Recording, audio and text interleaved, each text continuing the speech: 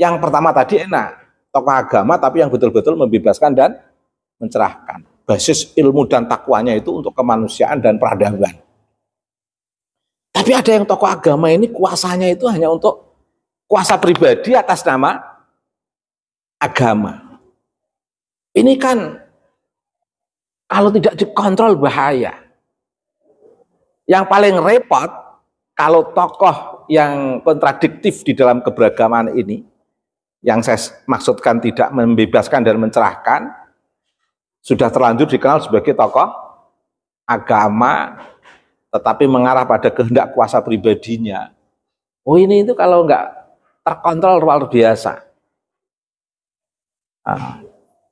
Tadinya sebagai orang alim, orang yang betul-betul paham agama secara mendalam, radikal dalam pemahaman keagamaannya itu betul-betul radikal, maksudnya mendalam. Tapi pemahaman keagamaannya yang mendalam itu kemudian dibuat isme oleh dia, sebuah aliran baru yang orang itu harus mengikuti kata dia. Kalau tidak nggak berkah, kalau tidak nggak dapat syafaat, kalau tidak nanti matinya su'ul khotimah, kalau tidak nanti di neraka, kalau tidak walat, kalau tidak berakhlakul karimah. Oh ini kan jadi repot. Ini kan kuasa agama yang kontradiktif terhadap sistem keberagamaan yang seharusnya apa? Membebaskan dan mencerahkan, tapi ternyata dia hanya untuk kuasa pribadi. Ini kan yang jadi problem. Bermula dari pemahaman yang mendalam dia terhadap agama, akhirnya dipatenkan menjadi isme, sehingga pikirannya harus menjadi aliran baru dalam agama. Tidak hanya masyarakat, penguasa pemerintah pun harus hormat dengan dia. Kalau tidak, akan dikatakan sebagai pemerintahan yang anti agama. Hanya gara-gara tidak setuju dengan ismenya dia. Nah inilah yang membahayakan, yang kemudian disebut radikalisme. Radikalisme itu sebenarnya kan paham yang diideologisasikan, paham yang diismekan. Itu kan mainan orang tertentu yang kebetulan bisa memainkan mayoritas masyarakat beragama. Makanya radikalisme beragama itu memang muncul di tengah masyarakat beragama atas inisiatif individu yang paling cerdas, yang bisa memainkan seluruh kelompok agama yang dia dalam kendali dia untuk mengikuti pikiran-pikiran dia.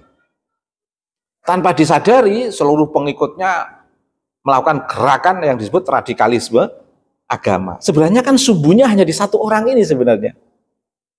Bermula dari satu sumbu, kemudian membakar yang lain untuk betul-betul manut dengan sumbu yang nyala ini tadi. Seolah-olah tidak ada nyala-nyala api yang lain. Seolah-olah api yang menyala itu hanya dari satu sumbu ini.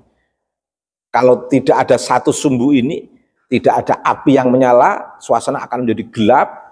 Kalau gelap, suasana akan tidak ada kehidupan. Maka untuk membangun sebuah kehidupan harus menyalakan sumbu satu orang ini tadi. Akhirnya suasana ingin menghidupkan sumbu, api dari sumbu satu orang ini, akhirnya diperjuangkan dengan penuh radikalisme. Siapapun yang menolak nyala api dari satu sumbu ini dikatakan apa? Bertentangan dan harus dilawan.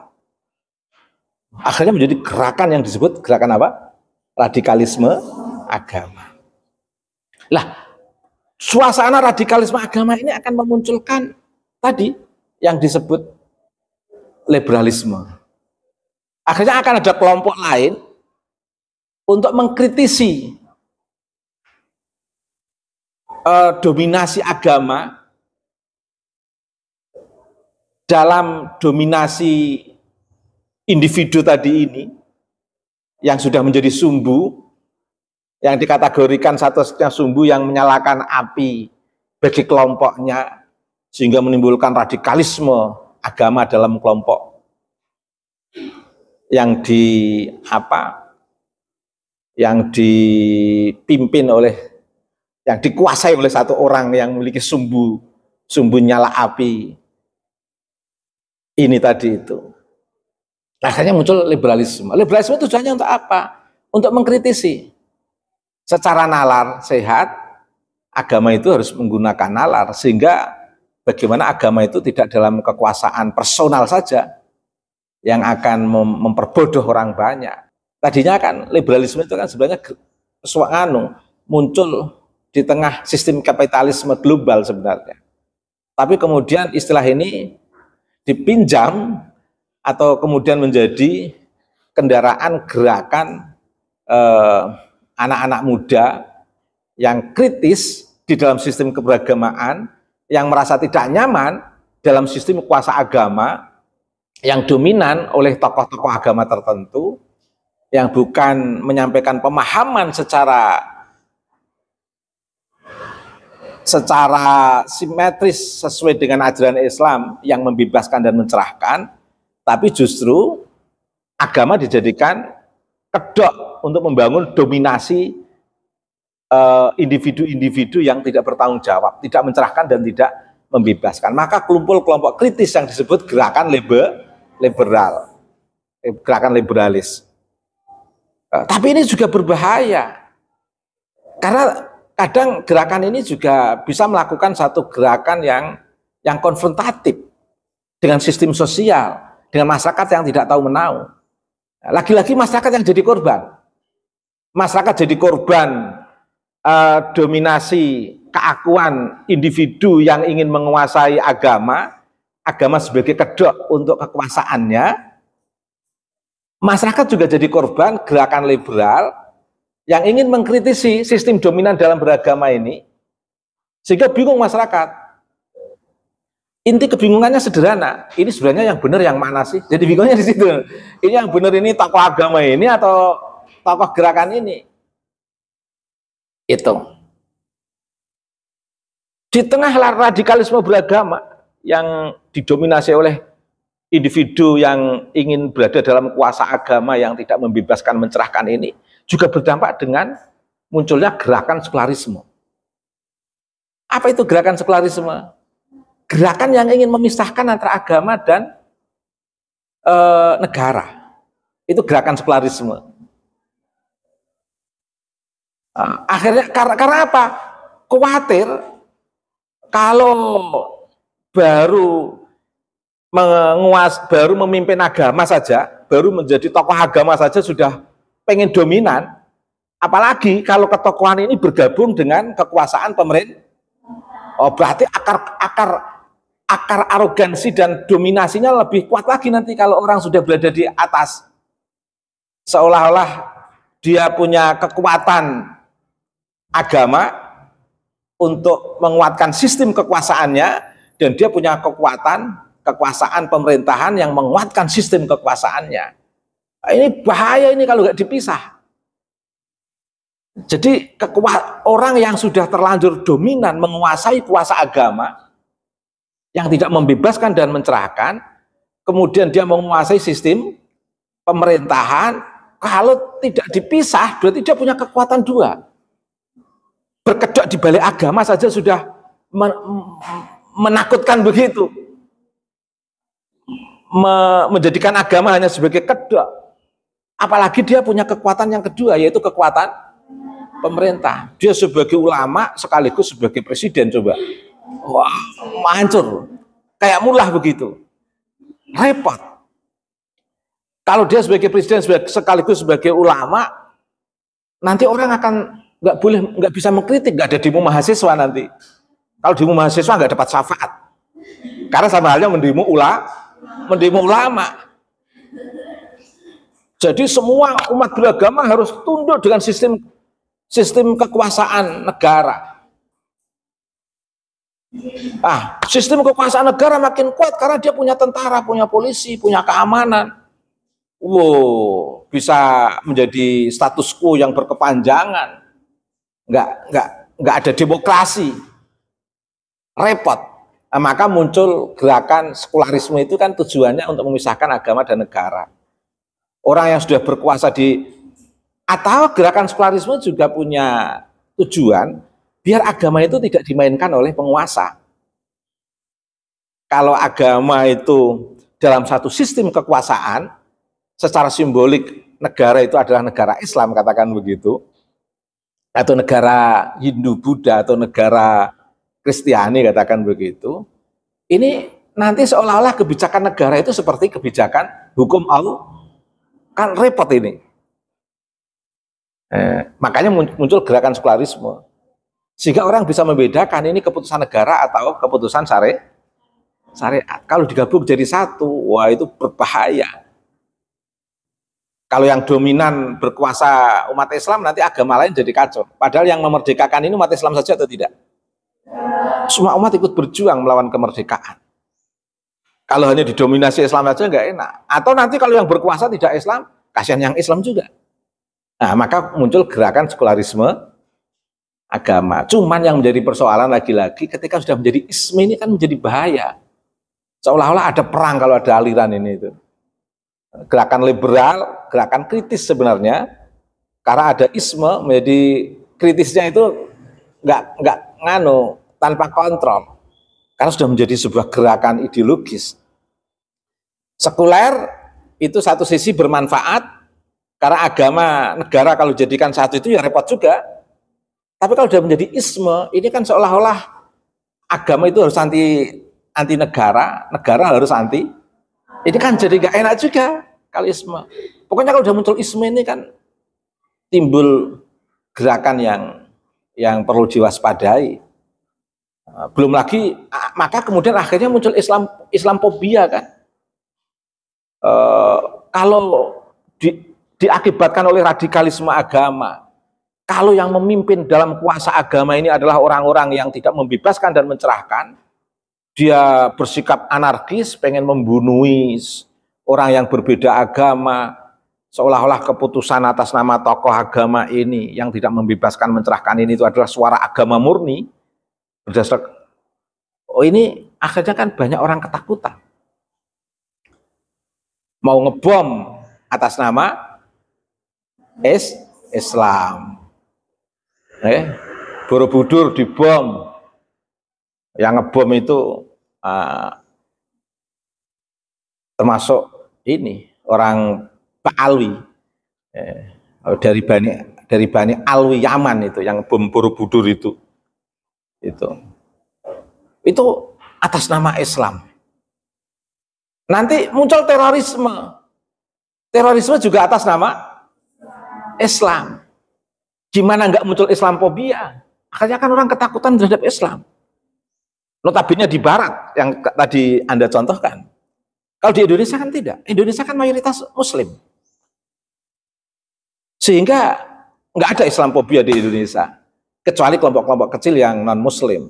Tapi kan mereka kan sudah terhibur oleh masyarakat Muslim yang lain, yang ternyata juga santun. Kalau ada orang atas nama Islam, ngebom itu kan kasuistik. Tapi kan repot. Makanya harus dihentikan radikalisme agama itu. Radikalisme agama di Indonesia itu kan ditandai dengan imam besar Habib Rizik itu. FPI itu kan radikalisme agama.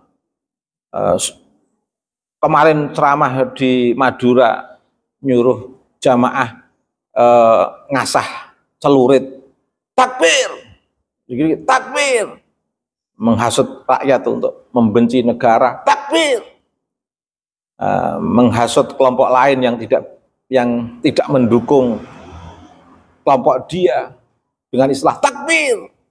Dan itu disampaikan lewat ceramah-ceramah dengan bahasa apa? Agama. Ini temanya setelah bebas dari penjara kan safari dakwah. Tapi isinya menghasut kelompok-kelompok kritis. Menghasut kelompok-kelompok yang berbeda dengan dia. Ini kan radikalisme agama. Dia ingin menjadi imam besar dalam agama, yang lain itu adalah imam-imam kecil. Komunitas dia yang harus dibesarkan. mengkritisi kelompok dia itu sama halnya mengkritisi satu kuasa agama yang sudah lama dibangun sejak Orde Reformasi. Sebelum Orde Reformasi kan nggak laku kelompok ini. Awal Orde Reformasi pun kan baru jadi spam swakarsa saja. Kemudian mengelompok, menguat menjadi gerakan. Yang kemarin zaman Pak Jokowi sempat dibubarkan kan. Meskipun dibubarkan kan Habib Rizik masih. Anggotanya masih, simbol-simbolnya juga masih. Lembaga yang meresmikan dia untuk membuat status kuasa agama dia masih Rabithah Alawiyah itu di Jakarta itu yang membuat status dia sebagai cucu Nabi. Kalau ada status cucu Nabi kan orang jadi sungkan atau tidak? Sungkan, cucu Nabi. Karena cucu Nabi itu dijadikan legitimasi untuk membangun kuasa agama, mengelabui masyarakat luas, biar dia biasa membangun sistem kekuasaan di dalam agama untuk seimbang dengan negara. Bila perlu negara juga dalam mengkuasa dia. Wah, ini lebih berbahaya lagi. Nah, jadi radikalisme agama ini luar biasa. Makanya harus dikritisi. Lah, ada solusi. Apa? Siapa tahu? Solusi untuk menghentikan radikalisme agama. Apa? Solusi untuk menghentikan radikalisme agama yang dalam konteks ini yang sudah dibangun oleh Rizik Syihab, yang terang-terangan dia itu berafiliasi dengan kelompok ISIS, yang terang-terangan dia itu melakukan kekerasan atas nama agama. Terbukti keluar masuknya penjara itu kan bagian daripada refleksi radikalisme agama dia. Sehingga di zaman Gus Dur sendiri dia juga mengaku sebagai teroris lokal dan itu diungkap ulang oleh Gus Dur. Makanya zaman Gus Dur itu kalau ingin negara ini aman ya tangkap dia itu, lagi-lagi Rizik, lagi-lagi dia. Karena sistem keberagamaan yang dibangun itu sudah mengarah kepada radikalisme agama, memusatkan kuasa agama dalam satu sistem imamah, imam besar yang bernama Rizik Syihab. Itu. Apa solusi untuk menghentikan ini semua? Sekarang sudah ada solusinya. Siapa yang tahu? Ilmu. Solusinya ilmu. Kiai Imaduddin Utsman ini pernah dengar nama itu? Berhasil membuat satu riset penelitian bahwa Habaib Pak Alwi itu tidak terkonfirmasi nasabnya kepada Nabi Muhammad. Dengan adanya hasil riset Kiai Imaduddin Utsman itu kan hasil ilmu. Orang jadi tahu kalau Rizik Syihab itu bukan cucu Nabi. Akhirnya orang jadi kendor. Iya, nggak usah dibelo kenceng-kenceng. Orang bela Rizik Syihab itu kan karena ada status sebagai apa? Cucu Nabi. Ternyata hasil riset mereka itu dusta, bukan sebagai cucu Nabi. Habib itu bukan sebagai cucu Nabi, hasil risetnya. Akhirnya kan jadi orang kendor. Jamaahnya juga mengendor sekarang ini. Belum lagi nanti kalau ada sistem pengadilan yang mengusut tentang kedustaan atas pengakuan publik terkait dengan pengakuannya sebagai cucu Nabi, itu kan dusta, mendustakan publik, melakukan pembohongan publik namanya itu. Itu kan akhirnya berkurang nanti. Nah sekarang ini kan mulai gerakan radikalisme agama yang dibangun Rizik Syihab, sebagaimana dia juga ngaku sebagai teroris lokal, mengendor sekarang. Kekuatannya sudah mengendor. Lagi-lagi ilmu yang mencairkan semuanya ini. Sebelum ada riset itu kan dialog moderasi beragama kan berkembang di mana-mana, tapi hanya di bangku seminar.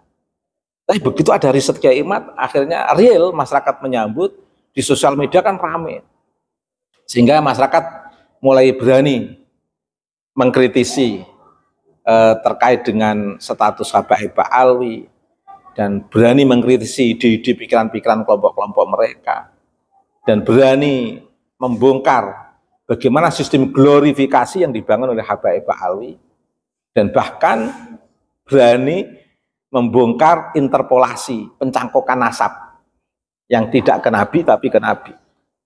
Kalau saya ditanya bagaimana Bapak terhadap riset itu, saya mengambil hikmahnya dari riset ini. Karena adanya riset ini ada hikmah. bisa memudarkan sistem radikalisme agama yang tadinya begitu kuat di negeri ini, yang tercermin dari gerakan Rizik Syihab itu menjadi kendor. Saya mengambil hikmahnya.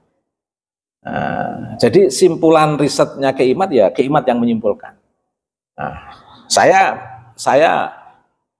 mengambil hikmah dari riset itu. Sehingga banyak orang mengira saya itu, banyak orang membaca saya itu mendukung riset Kiai Imad. Tapi sebenarnya dukungan itu dukungan secara akademik, keilmuan. Karena itu sebagai kerja ilmiah yang harus didukung, toh ada manfaatnya. Dan saya bisa mengambil hikmah dari riset itu. Saya sendiri suruh membaca riset Kiai Imad juga belum pernah membaca sampai selesai. Referensi-referensi rujukan beliau saya punya, tapi juga belum saya baca. Saya udah percaya saja, saya mengambil hikmahnya. Sehingga saya percaya riset dia, mengambil hikmah riset dia, untuk apa? Untuk membangun kesetaraan, keadilan, persamaan, dan kemanusiaan di dalam agama. Sehingga agama ini tidak terpusat pada satu sistem imamah, imam besar, yang di situ ada potensi untuk ke arah apa? Radikalisme agama. Potensi ke arah radikalisme agama dengan adanya riset Kiai Imad membuka kesadaran masyarakat untuk mengkritisi Kiai Imad ini, untuk mengkritisi apa? Nasab Habaib Ba'alwi yang sering digunakan senjata Habib Rizik untuk membangun sistem imamah, imam besar dalam sistem agama ini yang melegitimasi radikalisme agamanya untuk membangun kuasa agama, menghegemoni tokoh-tokoh agama yang lain, menghegemoni umat beragama biar tersentral dalam sistem kuasa agama dia, bahkan menekan sistem pemerintahan. Biar sistem pemerintahan itu dalam kendali dia.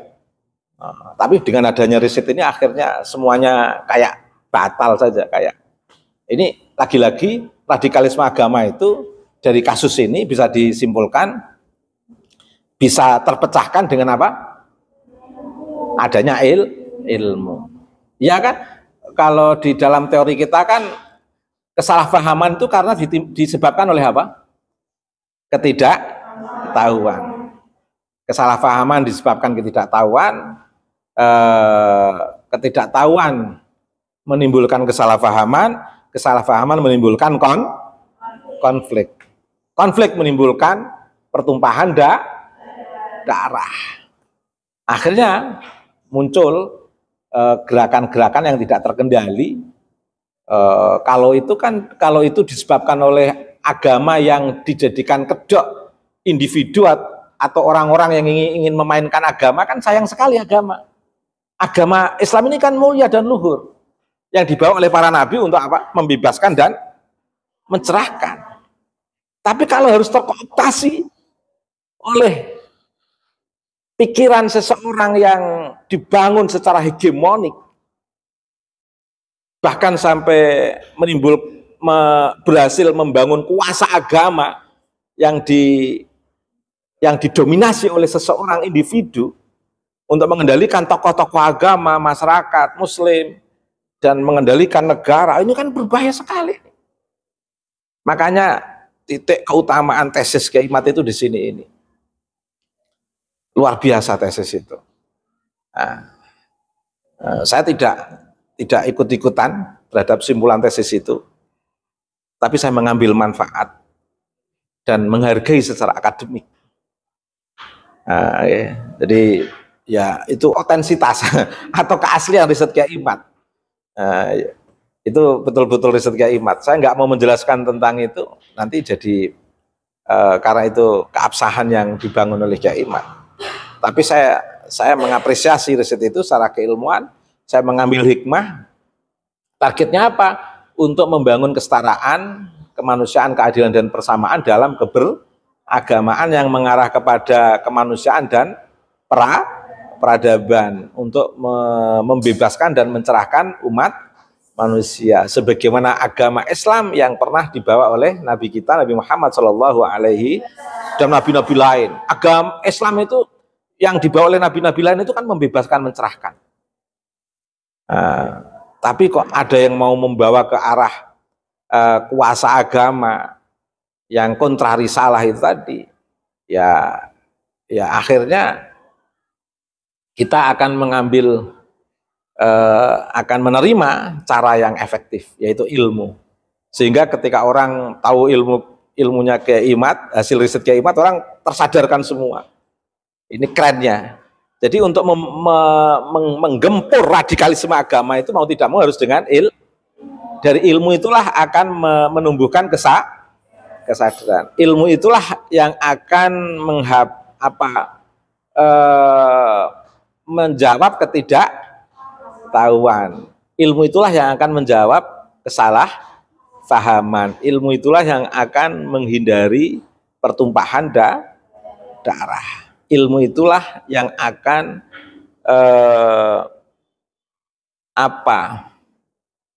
mengajak manusia untuk berada dalam kemanusiaan dan peradaban, pembebasan dan pencerahan, manfaat. Tesis Kiai Imad manfaat. Sehingga tokoh sentral sumbu yang menyalakan radikalisme agama terpatahkan karena ternyata ada sumbu yang menyalakan cahaya yang lebih terang lagi, yaitu mengembalikan cahaya risalah min risalati Nabi Muhammad Shallallahu Alaihi Wasallam. Sehingga setelah tesis itu muncul banyak pencerahan dan hal-hal yang tadinya tidak banyak dikira orang, akhirnya orang mengira semuanya. Ternyata di balik gerakan radikalisme agama Rizik Syihab itu ada kedustaan yang menjadi legitimasi dia kuat, justru ternyata tidak benar, yaitu status sebagai cucu Nabi dari hasil riset itu. Ini dari pemaparan saya, barangkali ada yang bertanya, silakan.